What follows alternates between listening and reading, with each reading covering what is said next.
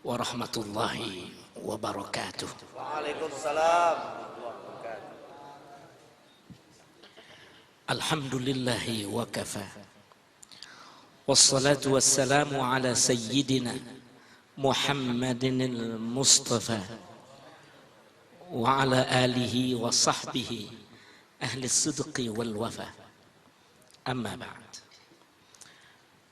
Faqad qala Allah Ta'ala fil Qur'anil Karim wa huwa asdaqul qailin wa dzakir fa inna dzikra tanfa'ul mu'minin. Sadaqallahul azim wa ballagha rasuluhun nabiyyul habibul karim wa nahnu ala dzalika minasy syahidin wasyakirin walhamdulillahi rabbil alamin.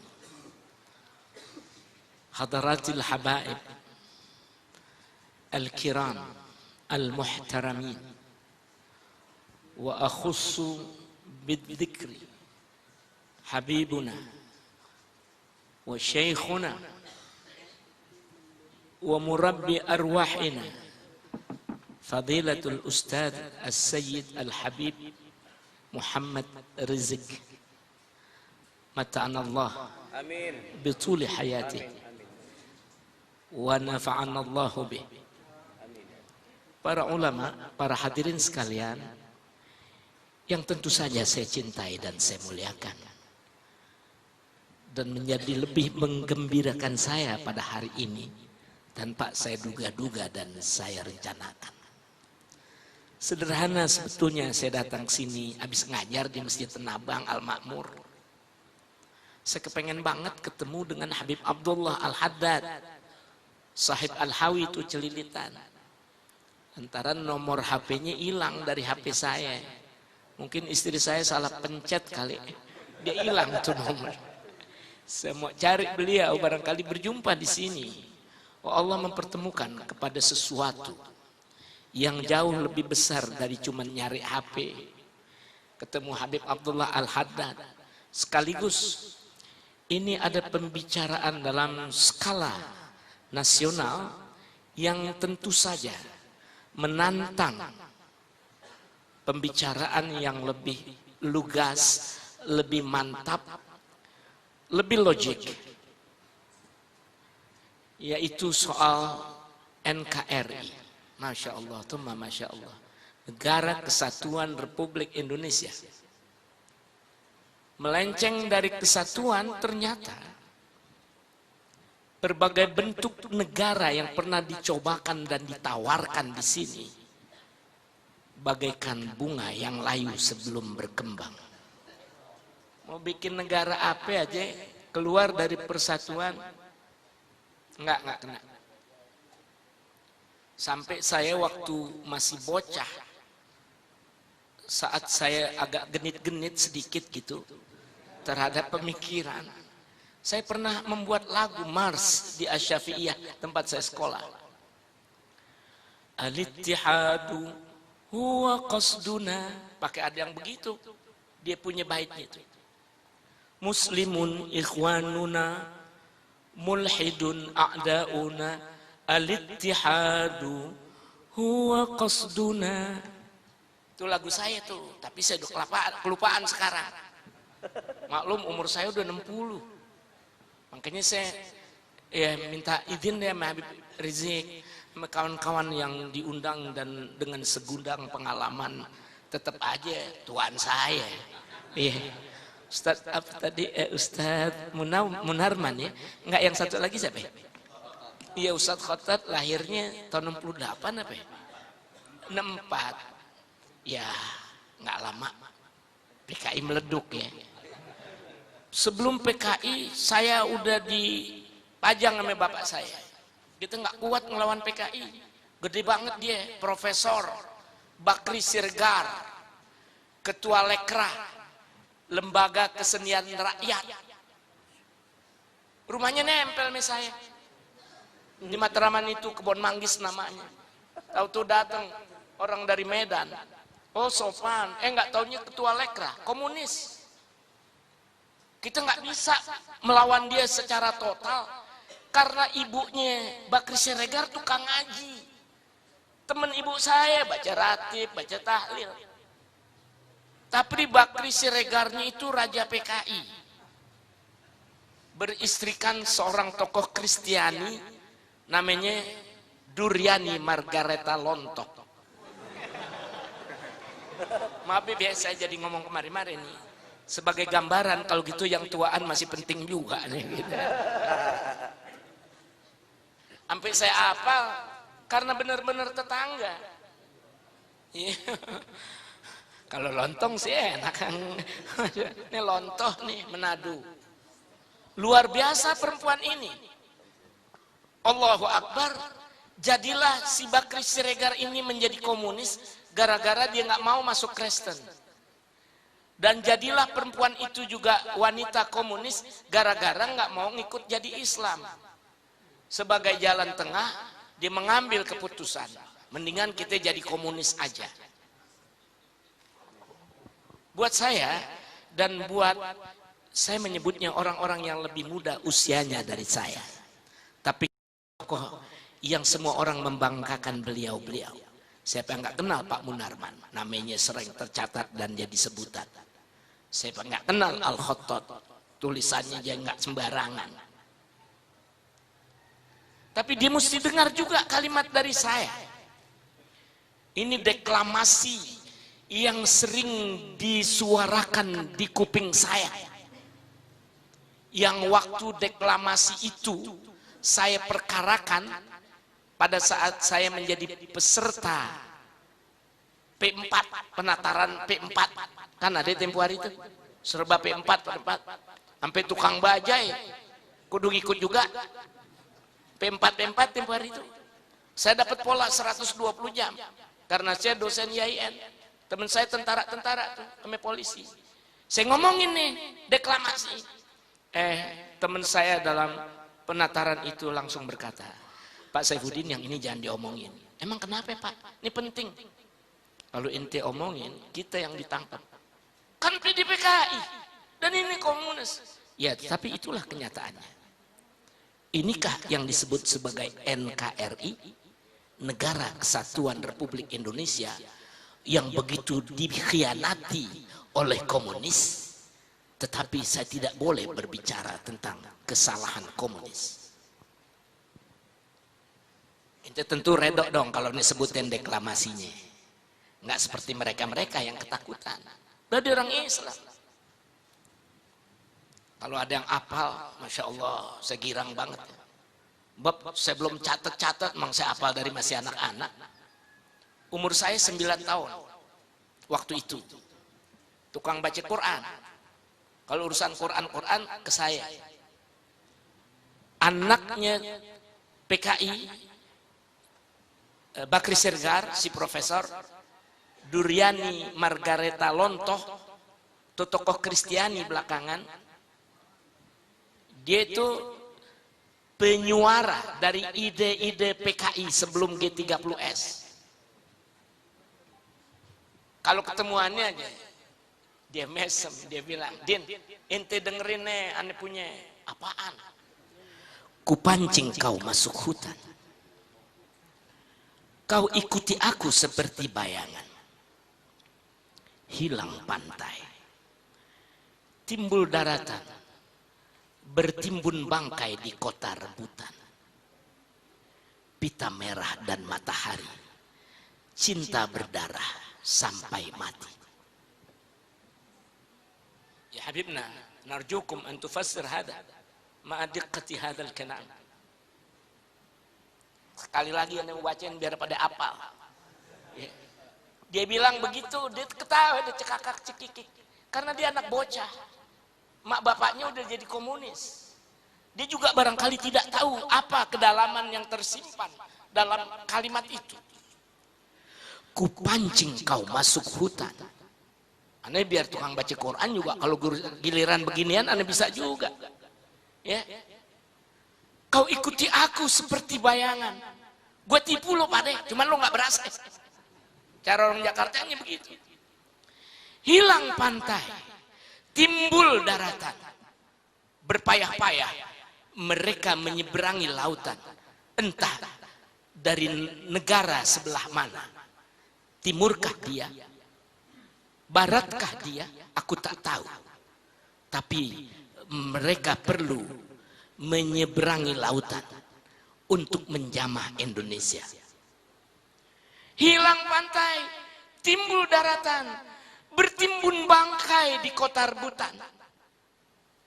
Ente nggak bakal sah menafsirkan kota rebutan selain Jakarta. Pita merah dan matahari. Beb al-fakir la ya'rif yani hakikat pita merah dan matahari. Apa Jepang, Cina, apa-apa yang kagak tahu. Cinta berdarah sampai mati. Ini merupakan suatu janji yang mungkin tak tertulis tetapi amat terkesani. Ada hal yang berat antara komunisme dengan masyarakat Indonesia. Buktinya aja nama Nabi udah benar-benar Musa dia ganti Muso supaya gampang memberontak. Jadi pemberontakan Muso tahun 48. Apalagi Pak Munarman, Saifuddin Amsir juga belum diberanakin. Tahun 48 dia udah berontak. Kagak kapok. Tahun 65 begitu lagi. Kita orang-orang awam yang kecil-kecil ini, waktu mereka sudah menjanjikan, mendendangkan, menyanyikan, mendendangkan lagu genjer-genjer,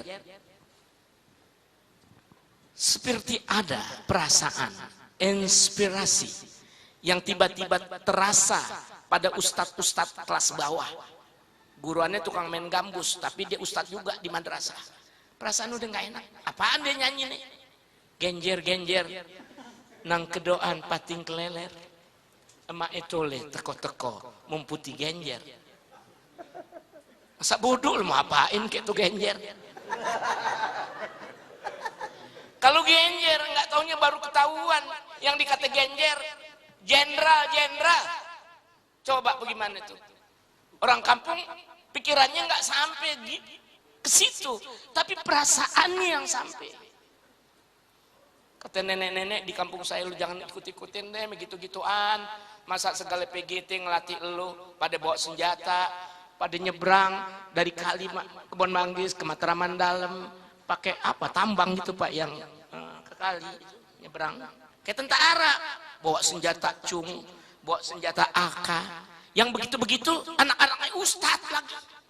Nggak taunya dibawa kepada PKI buat berontak tuh di lubang buaya.